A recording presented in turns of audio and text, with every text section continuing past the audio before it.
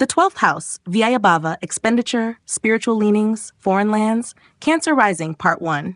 The empath faces the abyss, where emotional tides flow towards surrender.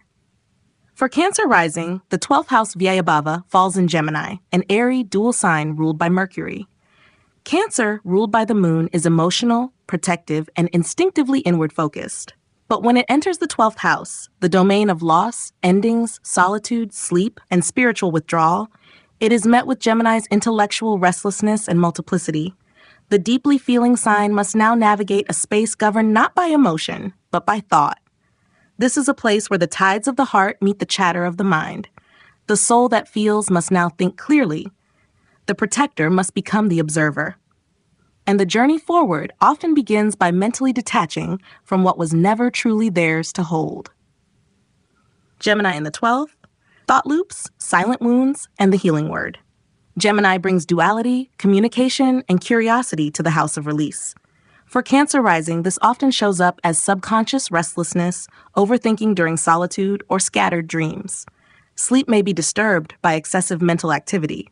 There can be a hidden fear of abandonment, masked by constant internal dialogues or daydreams that prevent true rest. But Gemini also brings the gift of mental processing. If used wisely, this becomes a portal for writing, journaling, dream work, or reflective communication that clears old emotional residues. The key lies not in suppressing thought, but in refining it. The lesson here, healing is a conversation with the soul, not a suppression of it. Mercury as Lord, the inner scribe of solitude. Mercury, as the Lord of Gemini, brings intellect, speech, and nervous energy. In the 12th house, it stirs the subconscious mind, often filling it with flashes of insight, fears, or forgotten narratives. If Mercury is strong, Cancer rising may find their greatest clarity in isolation, expressing themselves through writing, spiritual counseling, or quiet service. If afflicted, Mercury here can lead to anxiety, escapist thinking, or the inability to silence internal criticism. Gossip, self-doubt, or scattered focus may plague their alone time. Their karmic refinement lies in learning how to discipline the mind without dulling it, how to let thoughts flow without drowning in them. From feeling to framing. Cancer rising is naturally intuitive and emotional, but Gemini in the 12th asks them to observe those emotions, label them, and learn from them rather than be swept away. This house becomes a sacred sanctuary for sorting inner data, patterns, memories, karmic echoes. Whether through travel, therapy, or solitude, Cancer rising must learn to apply mental clarity to emotional history. In this way, the heart is not abandoned, but understood. Activation years and turning points. The 12th house activates at ages 12, 24, 36, 48, 60, 72, and 84. These years often bring introspection, foreign travels, endings of certain chapters, or spiritual exploration. At 24 or 36, Cancer rising may take a retreat into their own inner world, choosing quiet over crowds or clarity over comfort. At 48 or 60, writing, guiding, or teaching others from a place of spiritual intelligence may emerge as their soul path. Each cycle asks, are your thoughts aligned with your spirit? Are you thinking through the pain or circling around it? From moon to mind, from feeling to witnessing. Ultimately, Gemini in the 12th house teaches Cancer rising that the journey home to the self sometimes begins with stepping back from emotion and naming it. That clarity is not coldness and detachment is not rejection, and that the inner voice, when trained in love, becomes the guide out of suffering.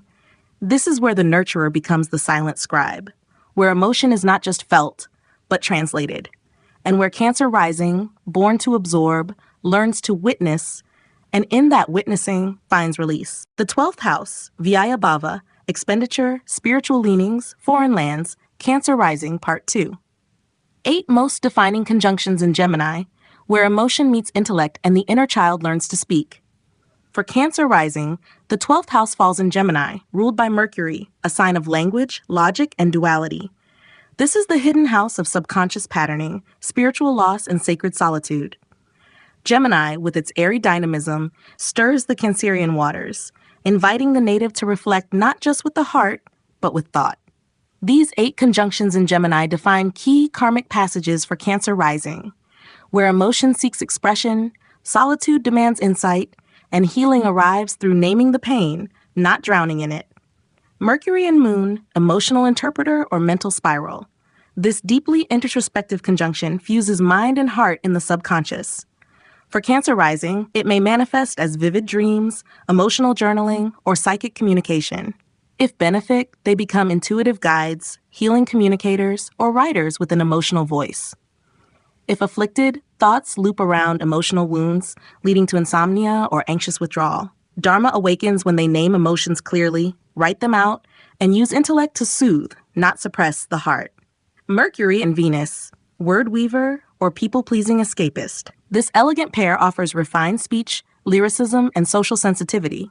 Cancer rising may become poetic, diplomatic, or romantically imaginative in solitude. If benefic, they may serve as private healers, counselors, or aesthetic creators.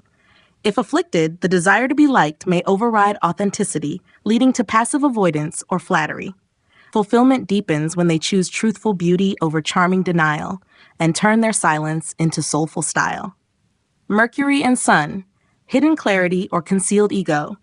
This cerebral flame grants Cancer rising strong analytical capacity and seclusion.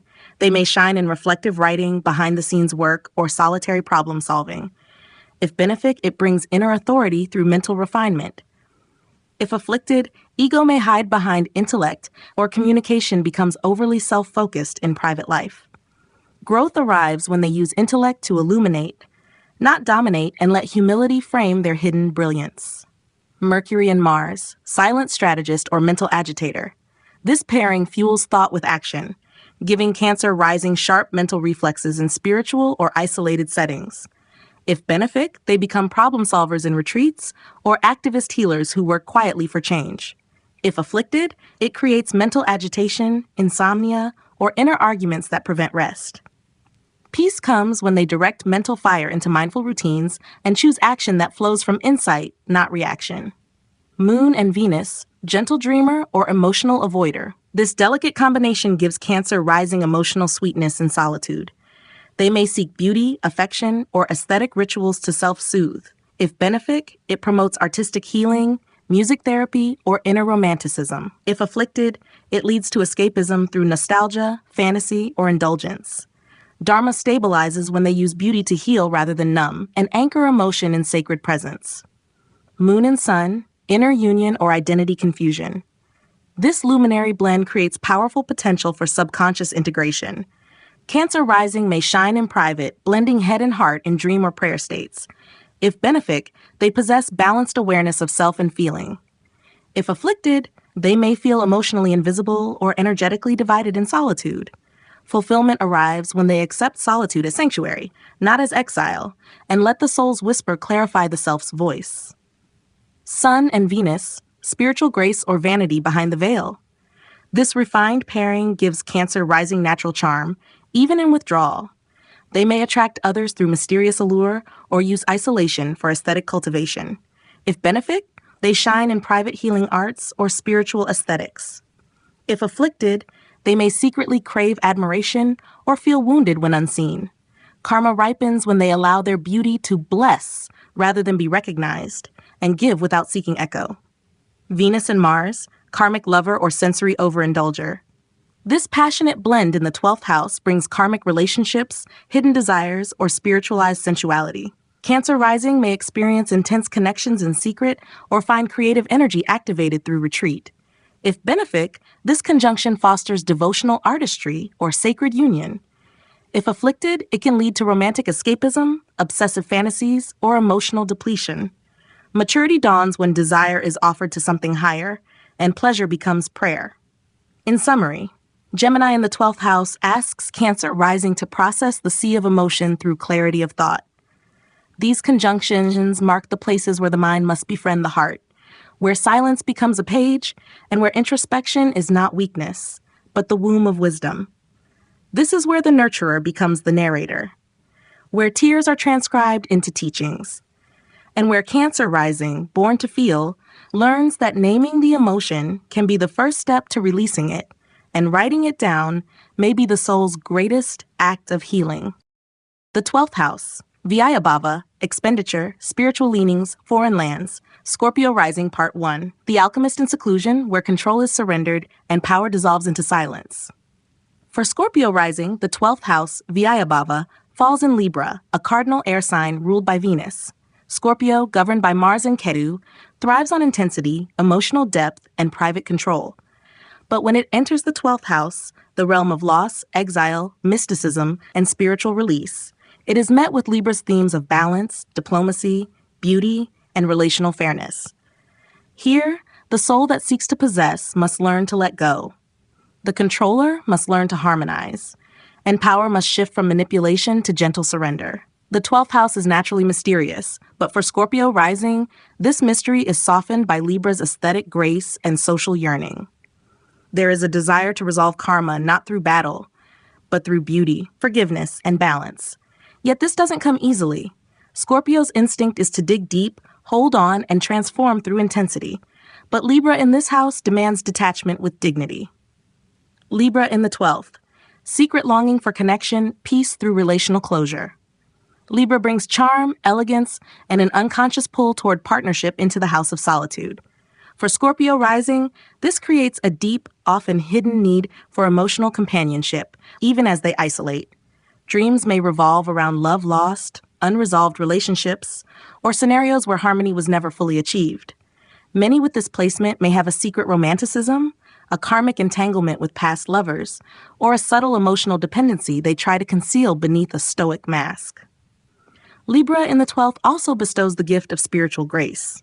Scorpio rising may serve in quiet ways, behind the scenes, offering counsel, beauty, or healing without recognition.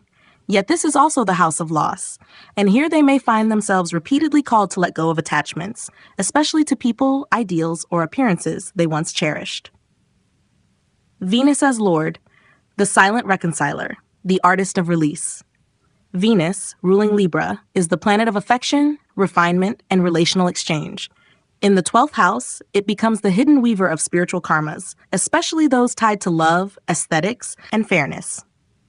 If well placed, Venus offers Scorpio rising private beauty, quiet compassion, and the ability to find meaning in solitude. They may have a natural draw to artistic spiritual practices, devotional music, symbolic design, or sacred architecture. If Venus is afflicted, however, this placement can bring hidden heartbreak, codependent patterns, or a tendency to romanticize loss. There may be guilt surrounding past relationships or difficulty moving on from emotional wounds they never openly shared. The lesson is clear. To find peace, they must allow the soul's harmony to take precedence over the ego's desire to hold or win. From intensity to equilibrium. Scorpio rising is born to delve deep and transform through rupture, but Libra in the 12th whispers a quieter wisdom. Transformation can also happen through balance, silence, and beauty. This is a placement that urges refinement, not through conflict, but through grace. The emotional body must learn diplomacy. The soul must accept that some karmas end not in grand confrontation, but in stillness. This placement can also foster spiritual artistry. In solitude, Scorpio rising may find their most authentic voice as a poet, mystic, or peacemaker who bridges the sacred and the sensual. Activation years and turning points. The 12th house activates at ages 12, 24, 36, 48, 60, 72, and 84. These years often bring spiritual awakenings, release of long-held burdens, and turning points in relationships that have karmic weight. At 24 or 36, Scorpio rising may be drawn toward isolation, spiritual retreats, or end relationships that once defined their emotional life. At 48 or 60, they may emerge as healers, counselors, or artists who understand that the deepest harmony comes not from control, but from release. Each cycle asks, can you let go with elegance? Can you serve without needing credit? Can you see love not as possession, but as presence? From power to peace. Ultimately, Libra in the 12th teaches Scorpio rising that power is not always force. It is sometimes the quietest act of letting go. That healing happens not just through catharsis, but through balance. And that the deepest liberation is not victory over another, but reconciliation within the self. This is where the alchemist becomes the artist, where intensity learns grace, and where Scorpio rising, born to transform, learns that some karmas are completed not through fire, but through forgiveness. The 12th house, Vyayabhava, expenditure, spiritual leanings, foreign lands, Scorpio rising, part 2. 8 most defining conjunctions in Libra, where karma in love unfolds and power is softened by grace. For Scorpio rising, the 12th house lies in Libra, a sign of balance, aesthetics, and relational exchange, ruled by Venus. The 12th house is where ego dissolves, identity scatters, and the soul seeks peace beyond form. But for Scorpio, ruled by Mars and Ketu, this house becomes a paradox. How does one who thrives on intensity surrender to harmony? These 8 conjunctions in Libra become sacred doorways for Scorpio rising, where control transforms into forgiveness, desire becomes devotion, and unseen relationships become the crucible of karmic evolution. Venus and Moon, the subtle romantic or the emotional escapist. This delicate blend in the house of loss stirs nostalgic beauty, romanticized solitude, and quiet longing. Scorpio rising may dream of love that was never fulfilled or carry karmic impressions of lovers from past lives. If benefic, it offers serenity, compassion, and intuitive creativity in hidden realms. If afflicted, it leads to codependent emotional patterns or yearning for peace through another. Dharma matures when they choose emotional autonomy over subtle addiction to approval or affection. Venus and Mercury, the private poet or the peacekeeper, in denial. This refined intellectual emotional union gifts Scorpio rising with graceful communication, often used in private counsel, spiritual writing, or aesthetic refinement. If benefic, it gives them the ability to express deep truths gently, helping others find peace. If afflicted, they may avoid difficult conversations or compromise their truth for harmony's sake. Fulfillment comes when they use this gentle voice not to avoid, but to heal, with honesty and elegance. Venus and Sun, the unseen charmer or the hidden egoist. This charismatic blend creates magnetism that often flourishes in solitude. Scorpio rising may offer warmth and grace from the background, especially in healing, artistic, or devotional spaces. If benefic, this is the quiet priestess or noble guide who radiates without needing recognition. If afflicted, it creates craving for admiration or wounds around not being seen. Karma ripens when they let the act of giving become their light, not the applause it brings. Venus and Mars, the tantric mystic or the passive-aggressive desirer. Here, sensuality and power fuse in the most hidden chamber of Scorpio rising psyche. Karmic bonds around sexuality, relationships, and unspoken attraction often surface here.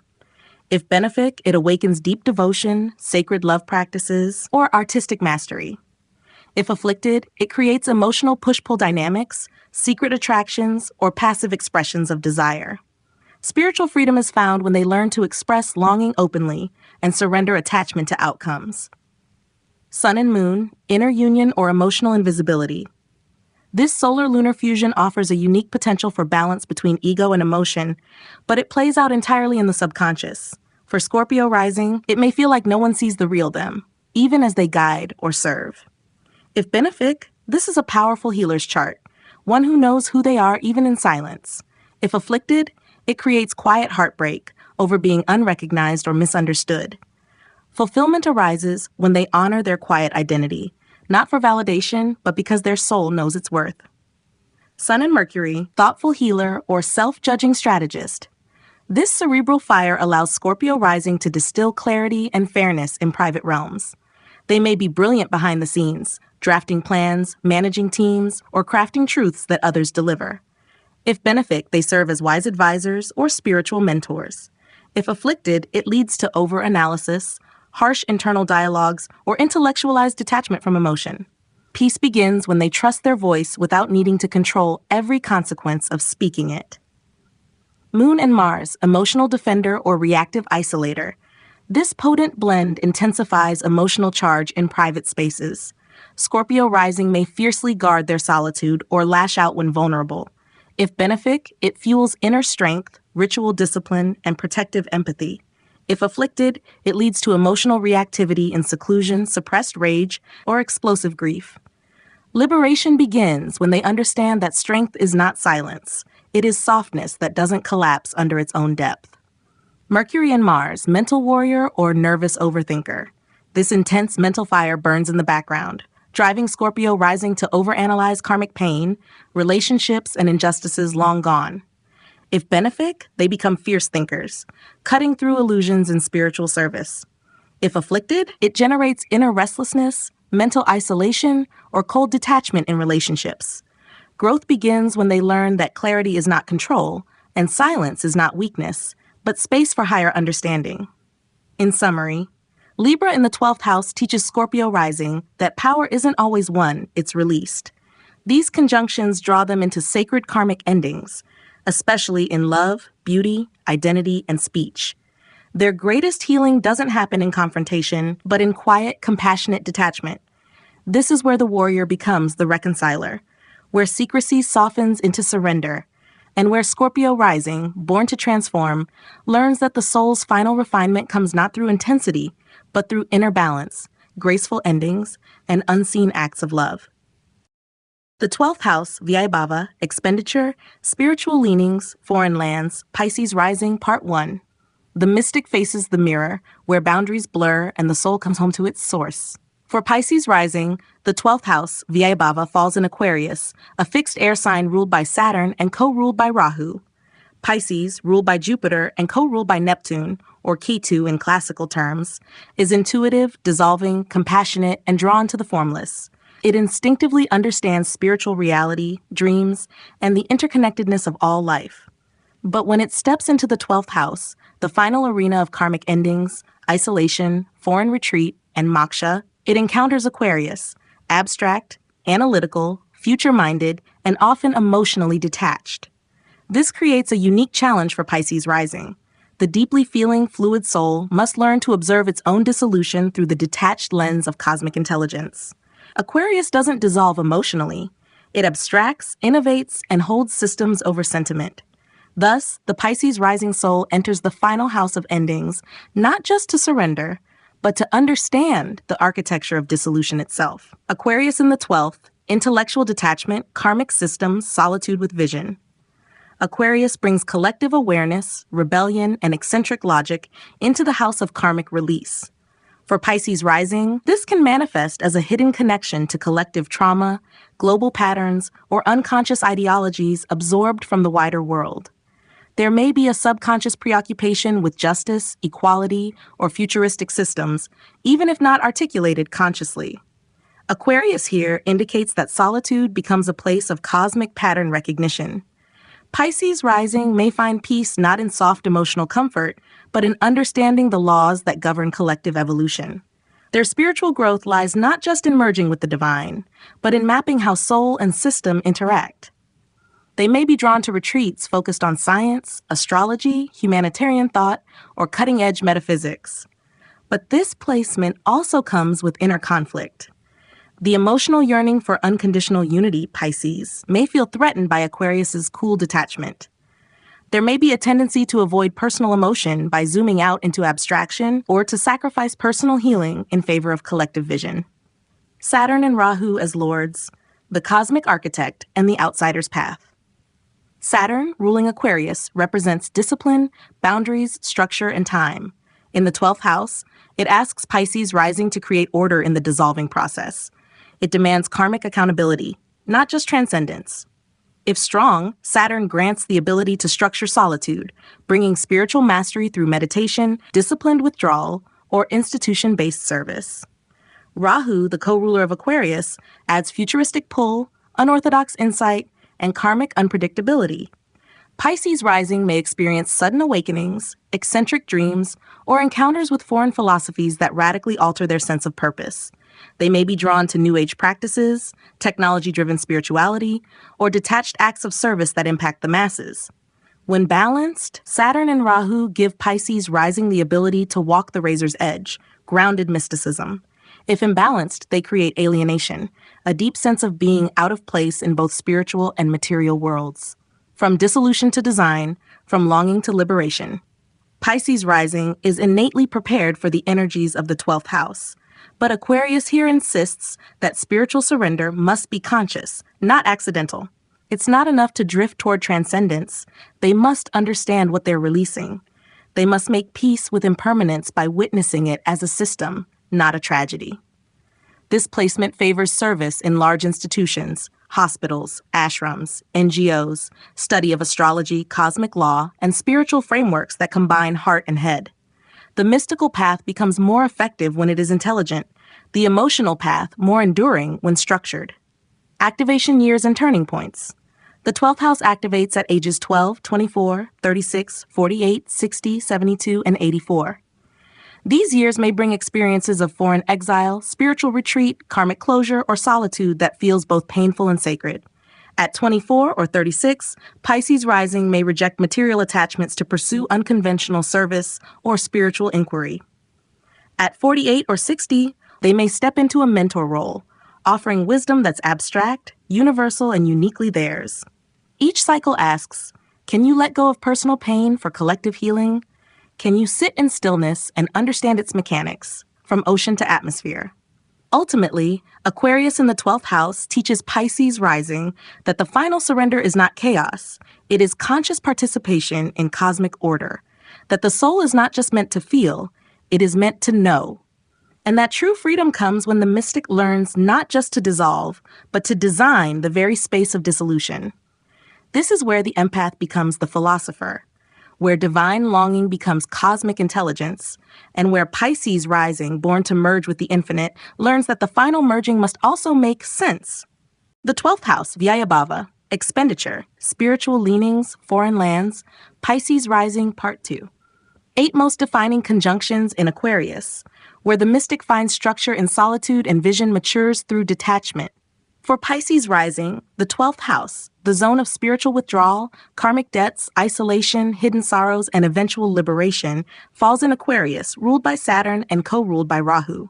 Pisces rising is intuitive, emotional, and mystical, but Aquarius in this house introduces a final karmic test to detach from emotional overwhelm and observe the cosmic blueprint of loss.